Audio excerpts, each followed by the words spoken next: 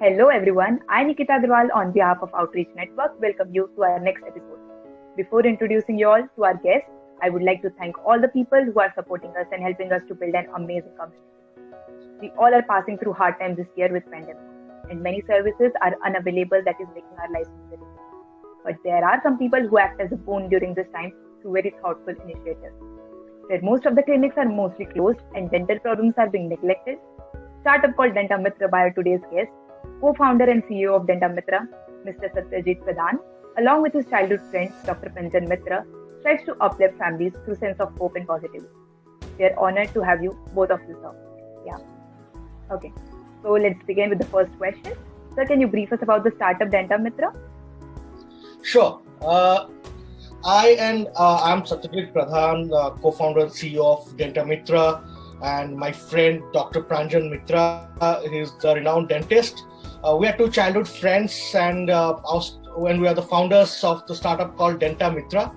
Denta Mitra is the digital dentist that brings dental services to people's doorstep, that to throw an artificial intelligence powered app. We are also coming up with India's first AI-based self-check scanner, where people can diagnose their teeth problems using the app itself.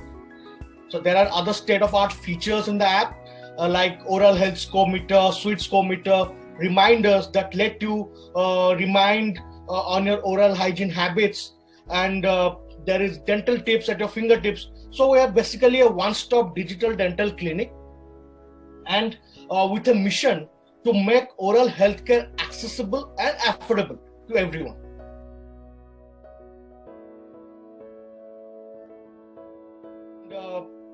We have served so far more than 3,500 patients within this pandemic, and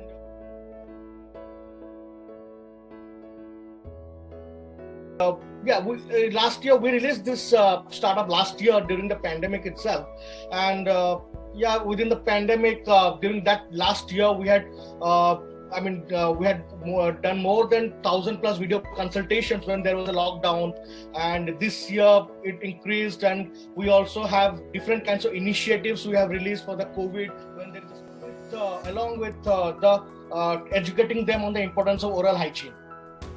So this is what we have been doing so far. That's amazing. It's undoubtedly a very thoughtful idea and a boon. It's a boon to the society. It's amazing. Yeah. So moving ahead to the next question. There's always some story behind the great ideas.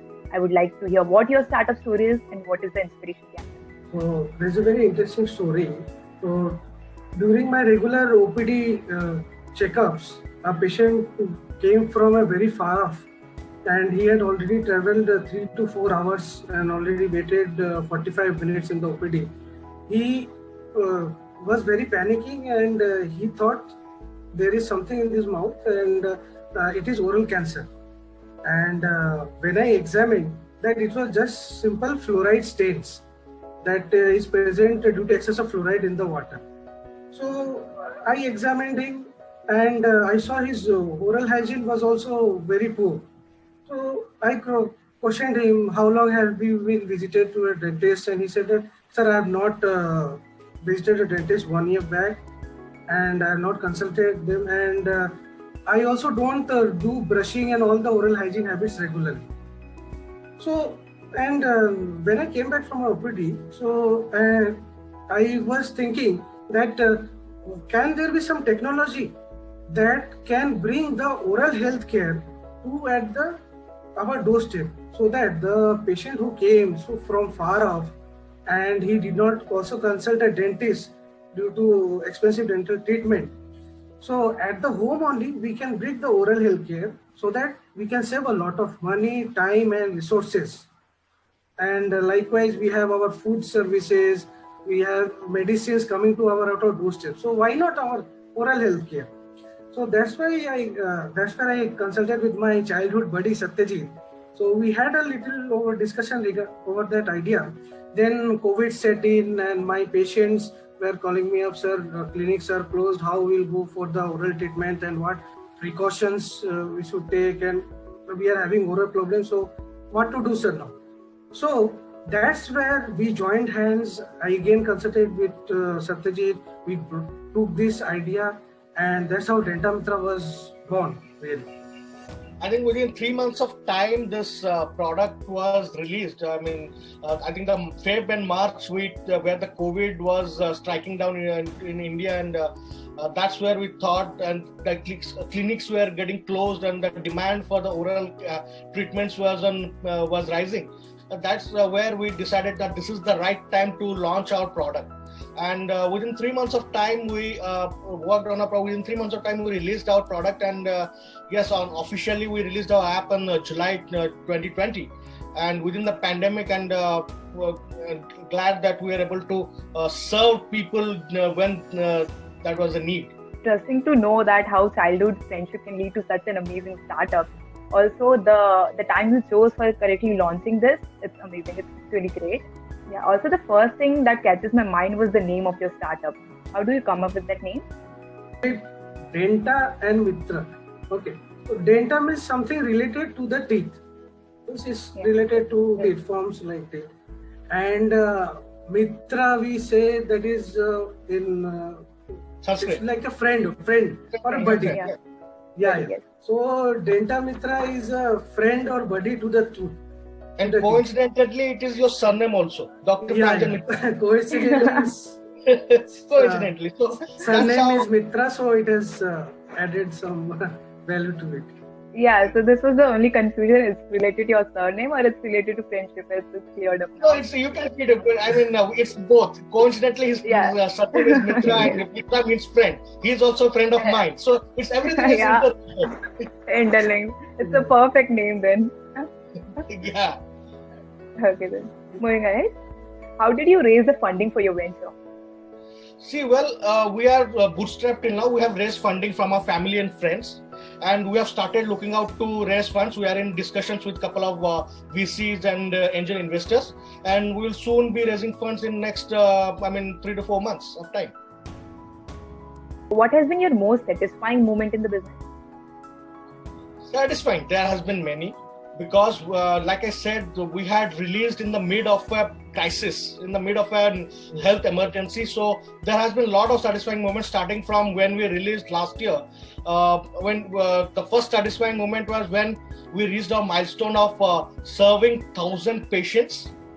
1,000 patients, that is of when we, within the pandemic, within the lockdown itself. And that includes your,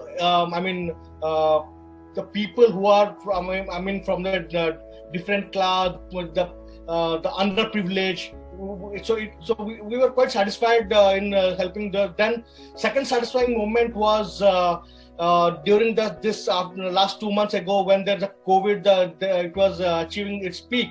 We released a slew of initiatives during this time, and we released our helpline plus COVID resources feature in our app, and the feedback that we were receiving every day, that thanks for saving my mom's life, thanks for saving my dad's life, thanks for saving our lives. So these kind of feedbacks that we'll be receiving every day, and where that's where the satisfaction, that's where the most satisfying moment for us, that at least we were proving valuable to the society. We are able to create value in the society. Absolutely. Yeah. First of all, your mission is completely commendable, and that's the most satisfying moment if you accomplish that. So I appreciate that. Okay. So coming to the last question, what piece of advice would you give to the aspiring entrepreneurs out there? Well, I think I should give based on my experience on the business, and Doc should give his experience based from a dentist and entrepreneur. So both, I think that because I would. I'm in the business since more than a decade. I have founded successful startups like BusyDale, Tripreneur earlier, and I have been part of many successful startups also. And I have mentored, I have coached startups, and I